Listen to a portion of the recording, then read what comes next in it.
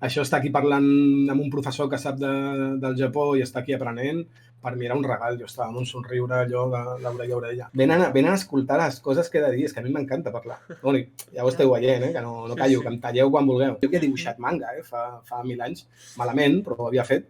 És una edició estranya que van fer aquests Van Presto, que jo els vaig conèixer per aquest nino, A mi Van Presto em sonava a banc, a Banesto.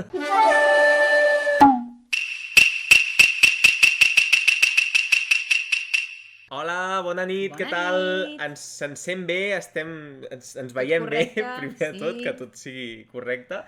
Què tal? Avui és un dia molt especial per nosaltres perquè tenim una col·laboració que fa un temps no hauríem pensat que podríem tenir, però estem amb en Jonathan López Vera. Hola, Jonathan, què tal?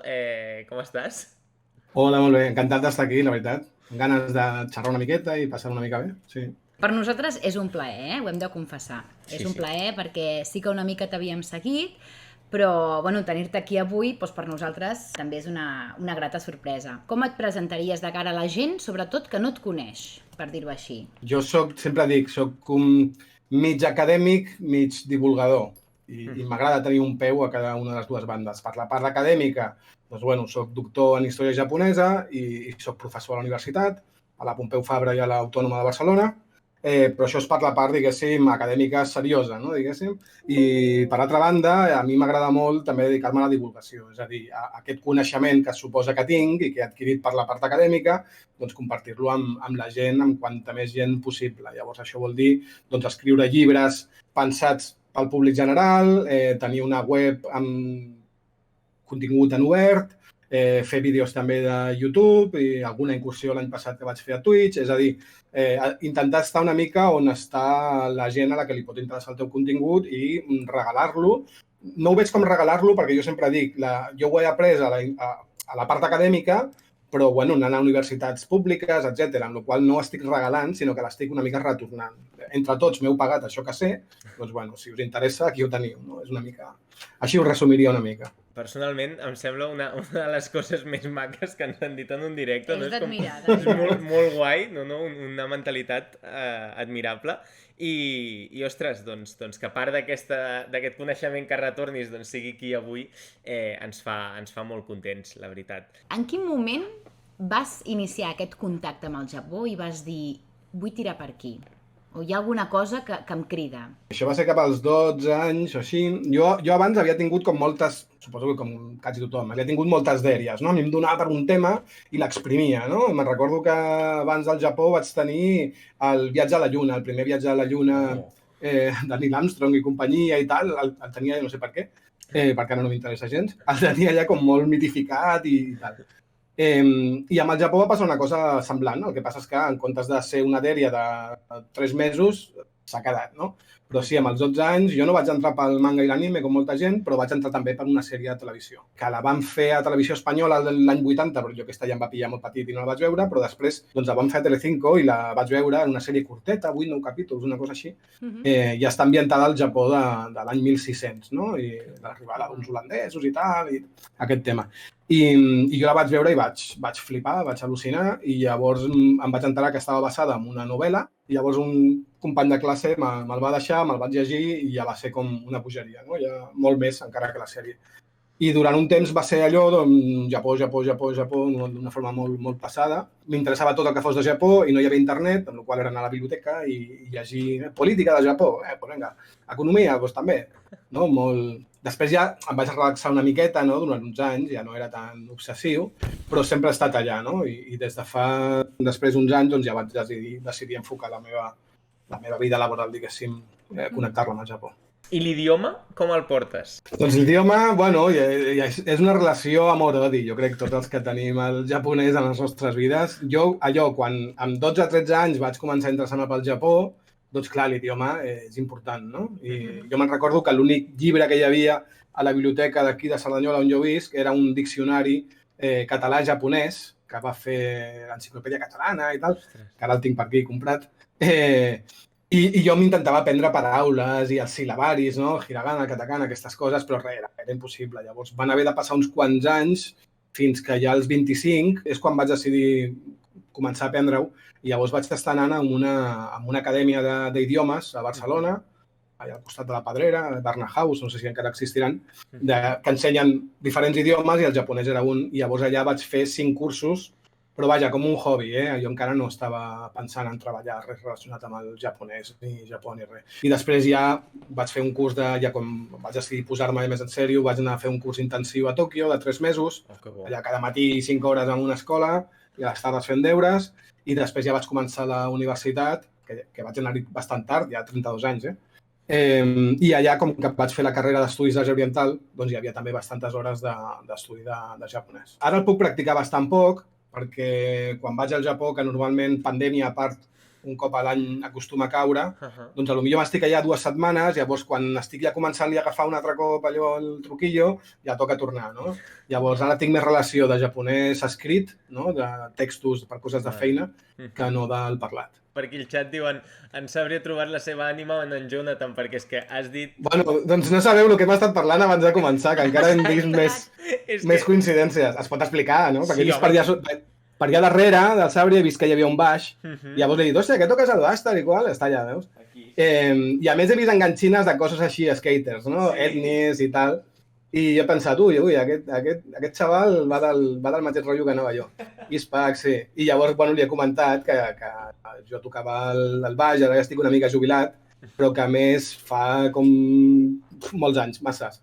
Vaig tenir un grup que ho va patar una mica en aquest estil de música així de skate punk o punk rock patinetero, com li voleu dir, i fins i tot van fer una gira pel Japó i tal i qual, i resulta que ell coneix el grup, el coneix ja de l'època que jo no estava al grup, però vaja. Tot plegat. Sí. Parla una mica tu, pregunta alguna cosa. No, jo encantada, la veritat. Jo ja no callo avui. Aquestes coses curioses, no? I és que hi ha no sé, una persona pel xat, un tal Capità Urias, no sabem qui és. Sí, també baixista. Dels dolents, dels molt dolents, però sí que està per aquí. Diu que ell ha vingut aquí a sentir-te parlar de ninjas, ja hem dit que sortiria això. Ja sabíem que hi ha algú. Està clar. Però bueno, jo veig molt bé que no et faci vergonya dir que prefereixes la guitarra al baix, està bé. Són coses que està bé, s'ha de ser valent. No, i mira, a mi m'han educat així, això és culpa del meu germà que em va donar una guitarra abans que un baix, qualsevol cosa discutible. Bueno, no passa res. Sincerament, nosaltres et vam conèixer també com a escriptor, vull dir, llavors, no sé, una de les preguntes que crec que ens faria gràcia, no?, saber és quants llibres has escrit fins al moment i quins són aquests. A veure, estic fent una mica de trampa. Aquí hi ha 5, però hi ha 3 que són el mateix i 2 que són el mateix. Val. És a dir, el primer que vaig escriure va ser aquest, que és la història de los samurais, que va publicar Satori el 2016. I el que passa és que després, el 2020, si no vaig errat, sí, perquè estaven confinats, va sortir la versió en anglès, que el va treure Tattle Publishing d'Estats Units, i després l'any passat, el 2021, va tornar a sortir un altre cop en castellà amb Aliança Editorial. Llavors és el mateix llibre. I, de fet, suposo que es pot dir, estem començant a treballar en la versió en català, perquè és una cosa que fa temps que hi vaig al darrere, que em fa molta il·lusió que estigui en català, que és molt complicat perquè, clar, lògicament, si tu tens una editorial comercial amb la que vols vendre llibres, no?, i fer diners, lògicament, una empresa, doncs és complicat perquè quina empresa gastarà diners en fer un llibre que va sortir en castellà el 2016? És a dir, tothom que parla català, que li interessin els samurais, ja l'haurà llegit en castellà, el qual és complicat. S'ha hagut de buscar una editorial d'aquestes que no ho fan pels diners, sinó que ho fan per la llengua perquè funcionen més a nivell subvencions i tal. Llavors hi ha una editorial interessada i estem començant a mirar el tema de veure com fem la traducció i aquest tipus de coses. De fet, jo fa temps a Twitter vaig fer com una campanya de «Ei, busco editorials en català, jo renuncio a la meva part del que hagi de cobrar com a autor perquè vull que és poqueta cosa, tampoc és una gran renúncia». Però bueno, i després, aquests altres 2 que he ensenyat, un d'ells és molt, molt totxo, això no és un llibre, això és la tesi doctoral. Això és la meva... El que passa és que aquesta tesi doctoral, després, ara fa res, pel Nadal de l'any passat, s'ha convertit en un llibre. És l'adaptació en format llibre de la tesi. Llavors, el llibre és Toyotomi Hideyoshi i los europeos, i és allò. És la conversió a format una mica més digerible d'aquest totxo de 752 pàgines, que és la tesi. Que pesa, no? ASMR, la tesi doctoral. Encara que hagi tret aquí un munt de volums, tinc 2. I després, bueno, articles per aquí i per allà i tal. I 2 més que estan en fabricació, podríem dir. Clar, a mi m'has deixat... És que més, el de Història dels Samurais és un llibre que... Ostres, jo personalment, una de les coses que t'anàvem a preguntar és, ostres, i no hi hauria possibilitat de treure'l en català i t'has avançat, saps? Em sembla una notícia espectacular, sobretot ara que no sé, que sembla que a poc està tornant, no, una mica, per fi, contingut en català. Jo el tema del català, per una banda, la web, jo la vaig començar fa 11 anys i la web sempre ha estat amb els 2 idiomes. No tota la web, però els articles, que era l'important, estaven amb els 2 idiomes. I després vaig començar a fer vídeos en YouTube i al final vaig dir, hòstia, m'estic tot el dia queixant de que no hi ha contingut en català i jo faig contingut i el faig en castellà. Llavors, bueno, ara estic fent vídeos en català i la intenció és anar-los fent de forma paral·lela amb els 2 idiomes. Sí, de fet ara en parlarem d'això perquè és un dels motius pels que també és potser ara, no, que estem fent aquest directe, perquè jo vaig veure el projecte aquest de canvi de llengua, com si diguéssim, i ostres, em va semblar una notícia excel·lent. Ara em dius lo dels samurais i també em sembla espectacular, perquè és això. És que són coses que fan una mica de mandra, perquè jo ara repetir els vídeos que ja tenia fets i tal, tornar-los a repetir, fot una mica de mandra, la veritat, però és que s'ha de fer. I si no ho fas, no et pots queixar de que els altres no ho fan. Correcte. Jo em queixo molt, en general, de tota la vida. Llavors, bueno, això que ho puc ajudar a corregir una mica, no? A arreglar-ho una miqueta, a veure si encara estem a temps, doncs, hòstia, ho he de fer. Retornant una mica al tema dels llibres que ens has comentat, nosaltres et volíem preguntar. Nosaltres no som experts, però sí que som molt curiosos i tenim intenció d'endinsar-nos una mica en la història de Japó.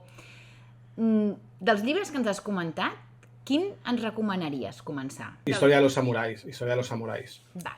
Perquè Història de los samurais no és un manual d'història del Japó, però els samurais van existir durant un mil·lenni, aproximadament 1.000 anys, i durant 700 d'aquests 1.000 anys van governar. Així que en bona part parlar de la història dels samurais és en bona part parlar de la història del Japó, perquè durant molts segles van manar ells.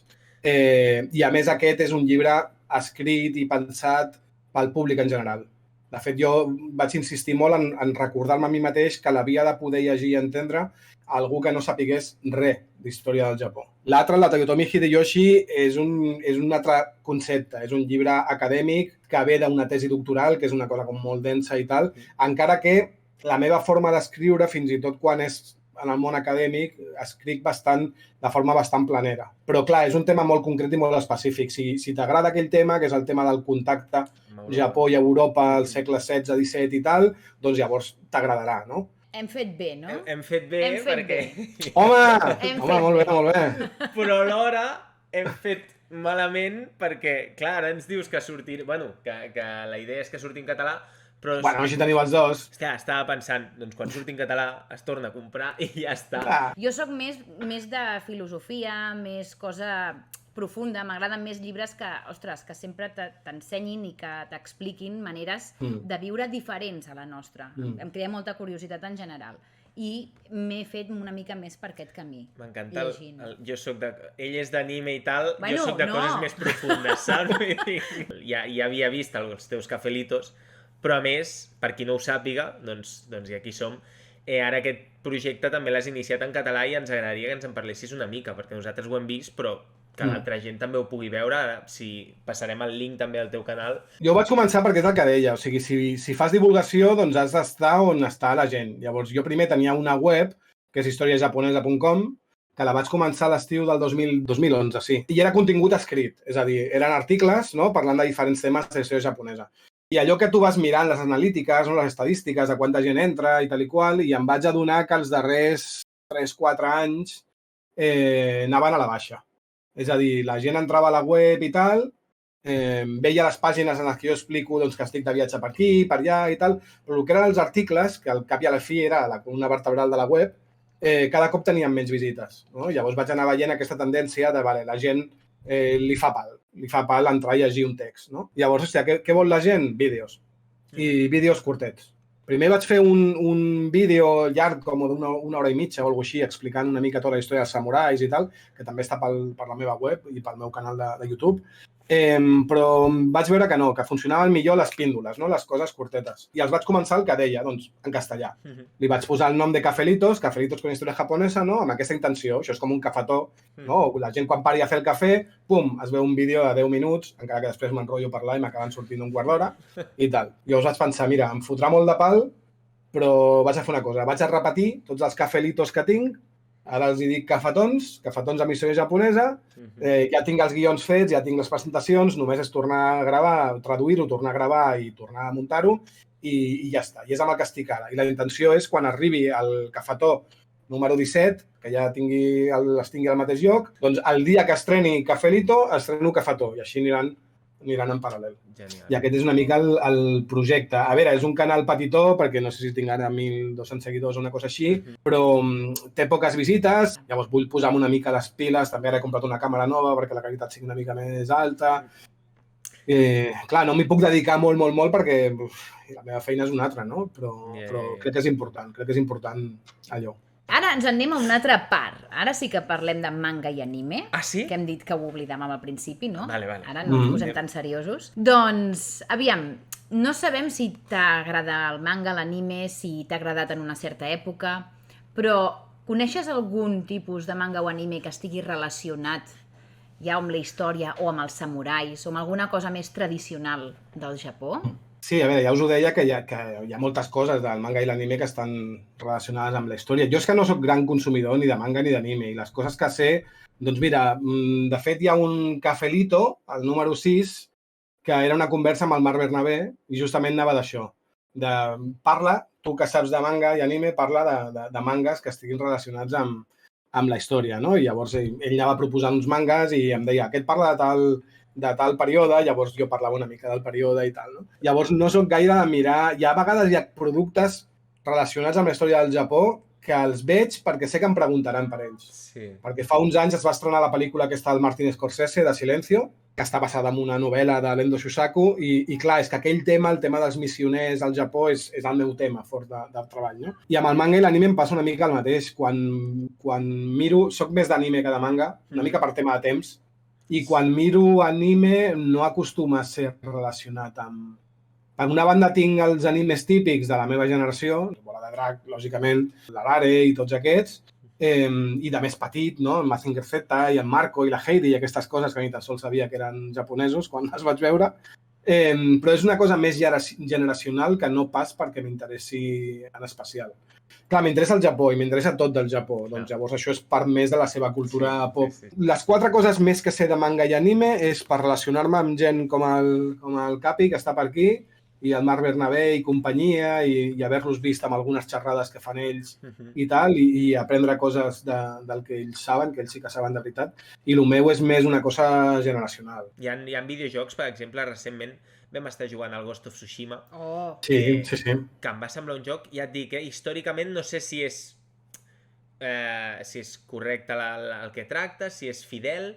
Sí, no, jo vaig fer una petita feina. Em va contractar una gent de Madrid, que eren una empresa de promoció, no? De publicitat i tal, que havien estat contractats per PlayStation Espanya per un tema relacionat amb la promoció d'aquest videojoc quan va sortir, que a més va ser quan estàvem confinats i tal. I em vaig haver de mirar molts gameplays del Ghost of Tsushima abans de que sortís, que no hi havia gaire cosa, però el que hi havia, que va deixar sortir Sony i tal, m'ho vaig estar mirant, i la veritat és que està bastant bé. Primer que són molt valents d'haver situat un joc de samurais en comptes del segle XVI o al finals del segle XIX, com hauria fet tothom. S'han anat bastant més abans, s'han anat a finals del segle XIII, amb la qual cosa és bastant atrevit per part seva. I no, està bastant bé. Hi ha errades, però són errades que ells també coneixen, que senzillament han dit això històricament no és correcte, però pel joc és millor així. Llavors jo ho veig genial, perquè allò és un videojoc. Tu has de passar bé jugant al videojoc. I si de pas aprens alguna d'història japonesa o t'interessa, o... Jo cada cop que passa una cosa d'aquestes, jo a la meva web me n'adono de l'impacte que té una miqueta. Yeah. Quan va sortir la sèrie de Netflix de l'edat d'oro de los samurais, durant unes quantes setmanes, les entrades a la meva web d'articles que tinguessin a veure amb els samurais que surten allà es van disparar. No? Llavors, aquest tipus de coses vol dir que hi ha un percentatge, encara que sigui petit, de la gent que juga al videojoc o mira la sèrie de la tele, que quan acaben de jugar diuen, ostres, jo vull saber una mica de què va això, no? I se'n va a internet i busca. Hi ha gent curiosa, no sé quin tant percent serà petit, però és igual. Yeah. I llavors, igual que molta gent ha entrat al món del Japó per un manga, per un anime, doncs hi haurà molta gent que entrarà a la història japonesa pel Ghost of Tsushima o per l'Okami, un joc vell de PlayStation. L'Okami és un joc, a part que el joc està superbé, està molt relacionat amb el Kojiki, precisament. Hi ha moltes llegendes de la mitologia shintoista que jugant a l'Okami, si no les coneixes no te n'adones, però que potser has jugat a l'Okami i després agafes el Kojiki o un d'aquests llibres i dius, hòstia, o sigui, això era una pantalla de l'Okami, no? I a més, gràficament és al·lucinant, és com una pintura somier, tot. M'agrada, me l'he fet 4 o 5 vegades aquest joc. Aquesta te la deixo a tu, que tu ets més de Twitter. Ah! Tu ets més de Twitter. Ui, entrem en terreny perillós. Sí, és un tema, és potser la pregunta, una de les preguntes més polèmiques, perquè... És el meu Lodazal favorit. Vale, perfecte. Per aquí, ara he dit lo de la polèmica i han sortit dos persones. Ja està el ninja, Ja està. No parlarem de ninjas. Jo el que vull parlar és que fa un temps van linkar un article d'aquests típics de Japó. Contrast entre tradicional i modern, no sé què. Clar, vale. Jo, clar, li vaig comentar amb ella i diu, ostres, és que nosaltres quan hi vam anar, amb tota la nostra... Inexperiència, sí. No ha de dir inexpertesa, Ojo, com a observadors innocents. Clar, jo sí que ho veig, per una part, ostres, jo què sé, estar per Shinjuku i que està amb tot neons i no sé què, i girar i trobar-te un templet maco, super... Sí que em va donar aquesta sensació, però sí que sé que és un tòpic, molt tòpic. Llavors... No sé, ens agradaria... Però és que si vas a Barcelona també t'ho trobes, això. Ja, jo crec que és més el xoc cultural, que simplement és que és una cultura diferent i que, no sé... Jo tinc un punt de vista diferent. Vale. I és que, si tu estàs al Japó i et vesteixes tradicional, mola. Si tu et disfresses aquí de catalanet, et peguen. És així, a veure, no mola. O vas de Miquelet i és cutre. O sigui, avui en dia, clar, llavors tot lo japonès... A veure... No. Ei, tu una veritat o no? No sé, tu et disfresses allà amb la katana, no sé, tradicional, amb les vestimentes, amb aquelles faldilles, és igual, da igual. Queda xulo, mola. I aquí no. O sigui, aquí lo tradicional dius, bueno, perquè toca ballar sardanes. Però fer una sardana, ostres! Sí, que molt orgullosa estic, però és la diferència que hi veig amb el Japó. No ho sé, el tema de la modernitat i la tradició és que és una cosa que en major o menor mesura és que està a tot arreu. O sigui, i en canvi s'ha quedat com un cliché repetitiu, no? Amb el Japó o amb Àsia en general, no? Perquè també ho estic llegint ja de la Xina. No? La gent que va a Shanghai, que també és una ciutat megalòpoli supermoderna, i també tornen amb la cantarella aquesta de la tradició. O sigui, entenc el cliché d'on surt i tal, i tampoc s'ha de pecar de fer gatekeeping aquí de lo japonès, no? Això és una que la gent quan comença i tal, però després te n'adones que no. No es tracta d'això. El que a mi em xirria, sobretot quan ho veig moltes vegades, jo que algú que va per primera vegada al Japó torni dient això, ho veig correcte. No passa res, i és normal i es pot entendre. A mi em molesta aquest cliché quan ve de gent que ja no hauria de caure. Nosaltres som els que hauríem d'estar carregant-nos aquests clichés i aquests estereotips, no? I llavors quan em molesta ja em poso una mica més belicós, no? El que passa que també, si és una cosa que dius a Twitter, si tu penses 15, dius 150, no? Perquè és el tarannà ja d'aquesta red social que a mi m'encanta, està feta per mi, a mi m'encanta. Jo ho veig més com que, per aquí ho deia el Hana Català, deia que saben vendre la seva cultura i que ha aconseguit renovar les tradicions d'una manera especial. Sí que és veritat que hi ha coses actuals tradicionals, Kimetsu no Yaiba, per exemple, n'és un exemple, amb els kimono, amb els haoris, amb els no sé què, i és molt modern. Hi ha una sèrie que es diu Gegege no Kitaro, de yokais. Sí. Que els yokais també és una cosa super tradicional o antiga i tal, que s'ha portat aquí, o Yokai Watch i tal, saps? Vull dir, jo crec que és una mica aquesta la diferència. O, també, que el Japó és un país on hi haurà, vas a Yokohama i et pots trobar temporalment, però un robot de 18 metres doncs, que et camina i no sé què i tal. I clar, això és lo exòtic, suposo, no? Potser no és tant el contrast com, no sé, com el tipus de coses que fan. Jo sempre dic que el Japó és un país que té diògenes cultural. És a dir, que ells van agafant coses, però no llencen les que ja tenen. És a dir, aquí tens el fax, no? A Europa s'utilitza el fax per depèn de quines coses. Llavors, en el moment en què arriba l'email, agafem l'email i deixem el fax enrere. No, al Japó agafen l'email i l'afegeix, però el fax el continuen utilitzant per depèn de quines coses. I és una que ha fet el Japó des del principi de la seva història. Agafar coses de fora, però no desfer-se de les que ja tenen. Llavors, per això dic diògenes, perquè van juntant allà de tot, no? I no llencen res i ho van afegint, i és com quan aprens l'idioma. No, tenim la pronunciació kunyomi, que és la pròpia japonesa, però després està la onyomi, que és una que van agafar de la Xina. Llavors, quan van agafar aquesta paraula de la Xina, van llançar la que tenien japonesa. No, la van afegir. I després tenim aquesta paraula, té dos onyomis. Un que ve del segle no sé què, de la Xina, i un altre que ve del segle no sé quanto. Llavors, per això tens tradició i modernitat, perquè és que no llencen res. Llavors, tota la tradició continua estant allà. Jo sempre poso l'exemple de l'idioma. Ara, al Japó, la gent més gran està horroritzada perquè cada cop tenen més préstecs a l'anglès. Tenen moltíssims. I moltes vegades per paraules que ja tenen en japonès, que no cal aquest préstec. I llavors allò, la gent més gran, és que el jovent ara només utilitza paraules en anglès, en comptes d'utilitzar paraules japoneses com aquesta i aquesta. I llavors a mi, com a historiador, jo veig molt clar. Aquesta paraula que m'estàs dient, que és supermega japonesa, aquesta la va agafar del xinès. Perquè el japonès feia això amb el xinès fa molts segles. Doncs ara ho estan fent amb l'anglès. I no té res més. I sí, a mi per una banda també em fa una mica de pena, no? Veure tant... Per una altra banda és molt pràctic, Jo quan estic parlant en japonès i no me'n recordo de com es deia una paraula, la provo en anglès pronunciat a la japonesa i la meitat de vegades cola. El japonès acabarà sent una espècie d'anglès pronunciat en katakana? Doncs potser sí, però és que és així com es va fer, però amb el xinès. Només falta perspectiva històrica de veure que això ja ha passat. Bueno, és que això també influeix a la resta del món. Ara també, amb el tema informàtic, ostres, tots els que treballen amb això, que si community manager, que si no sé què, si se'ns està canviant tot el vocabulari de... Bueno, doncs jo era secretària abans, no? Doncs no, ara ets accountant, assistant... Clar, vull dir, jo vaig encaminant una mica. Ara ja, gairebé acabant, et preguntaríem una mica objectius de cara al futur. Què tens pensat que es pugui dir sobre els teus projectes o futures, no sé? Per la banda de divulgació, doncs, continuar fent vídeos i tal. M'agradaria molt que el canal de YouTube creixés una mica a nivell de seguidors i tal. No per res, perquè no és un tema de... no sé, ni de voler més fama ni popularitat ni res, però si fas coses perquè li arribi a la gent, doncs si li arriba més gent, doncs millor, no? Això per una banda, per la banda de divulgació també, doncs allò, com deia, estic treballant en 2 llibres amb els que ja vaig molt tard, ja els hauria d'haver entregat els 2 fa temps, però pensats per públic general. I per la banda més d'universitat, doncs, lògicament, jo encara no tinc, no sé, la gent que no sap com funciona el tema de profe d'universitat, però hi ha com nivells, no? Hi ha des de nivells més precaris fins a nivells una mica més...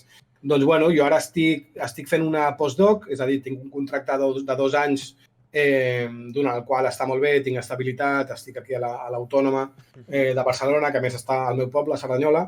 Llavors, durant aquests 2 anys estic bé, però quan acabin aquests 2 anys, doncs ho he d'enllaçar o amb un altre postdoc o amb alguna cosa, amb la vista posada sempre a aconseguir una plaça estable, fixa, no? I aquí ja hi ha nivells, agregat, bla, bla, bla, no sé què, catedràtic, fins a arribar a rector, doncs tens allà un llarg camí.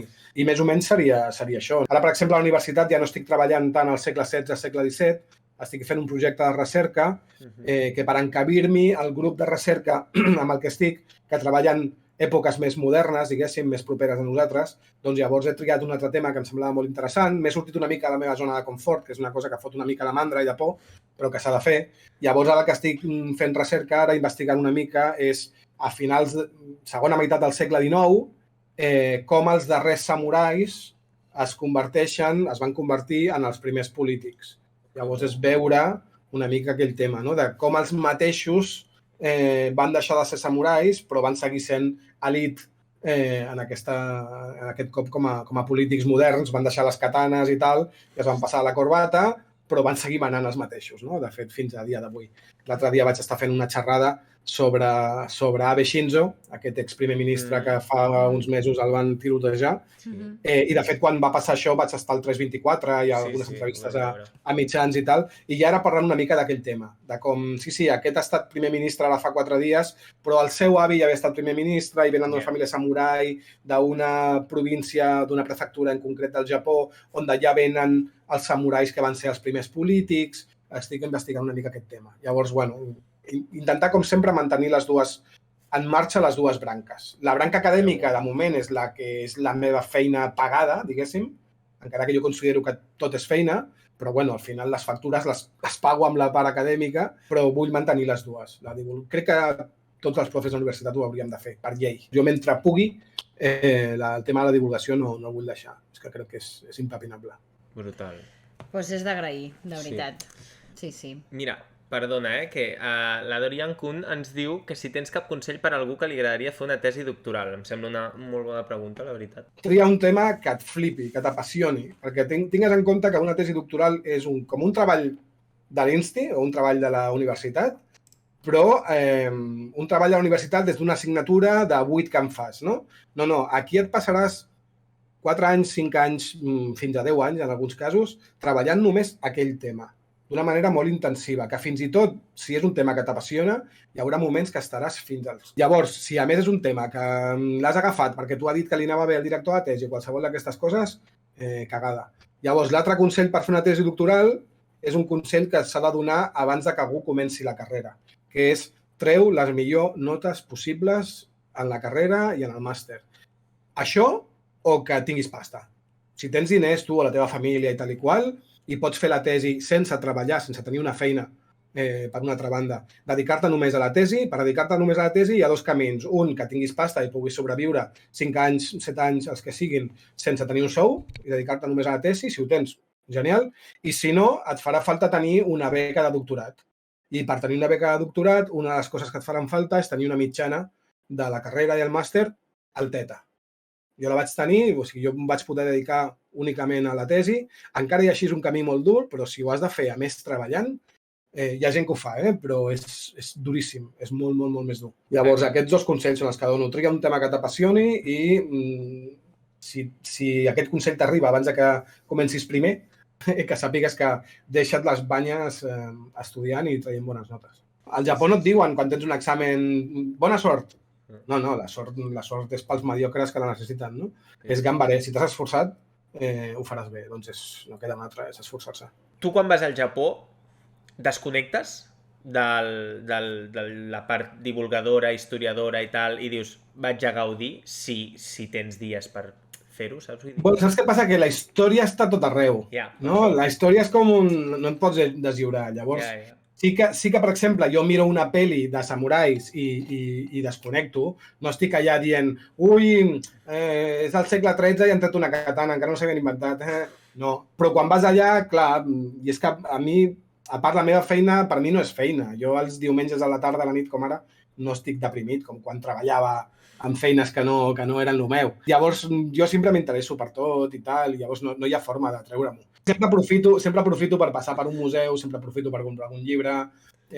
No em trec la feina del damunt, però per això, perquè per mi la meva feina no és una càrrega que porto al damunt, sinó que m'encanta. Llavors, no me la trec de sobre perquè no vull. Doncs em fas una enveja que no t'ho pots ni imaginar, sincerament. On et pot seguir la gent? On poden comprar els teus llibres? Hem penjat abans la teva web d'història japonesa, el teu canal de YouTube, però on més, no sé, on t'interessa? Bueno, jo tinc per una banda 2 webs, historiajaponesa.com, i després una altra que és més com personal, que bàsicament és el meu currículum, que és jonathanlopezvera.com, les dues no m'he matat amb el nom. I llavors, a través d'Història Japonesa, doncs allà, per exemple, tots els vídeos de YouTube, els directes que he fet a Twitch, etc. O altres vídeos que he sortit, per exemple aquest, quan el tingueu ja al YouTube, també fotré un enllaç, ho tinc tot allà, centralitzat. A part d'això, doncs, bueno, a Twitter, i bàsicament és per aquí. En quant als llibres, doncs són llibres que són comprables a qualsevol llibreria, o sigui, sí, potser de base no el tenen, lògicament, però el pots demanar. Llavors, és posar el meu nom, és la forma més fàcil de trobar-ho, posar el meu nom a Google i et sortiran la Casa del Llibre, Amazon i aquest tipus de la FNAC i aquest tipus de llibreries. Molt bé, doncs res, nosaltres anirem a fer una raid, com sempre, una vegada més, gràcies a totes i a tots, gràcies a tu, Jonathan, també, ha sigut genial. I també he de donar les gràcies a la Ainara. A l'Ainara, home, i tant, ha sigut el punt d'enllaç. Un punt d'enllaç molt maco, al principi ens feia molta vergonya, ens deia, sí, home, sí, jo parlo, no sé què, nosaltres, no, que sí. Pues mira, ha derivat jo amb l'Ainara coincideixo novament a l'examen oficial de llengua japonesa, el Noken, i el darrer cop aquest estiu. Em va dir, vaig estar parlant amb la gent d'Aventura per Japó i tal, si algun dia volies anar a fer una entrevista. Sí, clar, perquè a més això no és una entrevista, estem aquí xerrant. Sí, és més, nosaltres diem entrevista o d'això perquè et fem preguntes, però... Sí, és una conversa i jo sempre m'ho passo bé amb aquest tipus de coses. I li vaig dir, vinga, tira, endavant. I bueno, al final hem tancat una data i s'ha fet avui. Doncs t'ho agraïm moltíssim. Moltíssimes gràcies, després et fem el Bizum de 2.500 euros. Dit això, ara sí, molt bona nit a totes i a tots i ens veiem al pròxim directe d'Aventura per Japó. Adéu. Adéu. Adéu.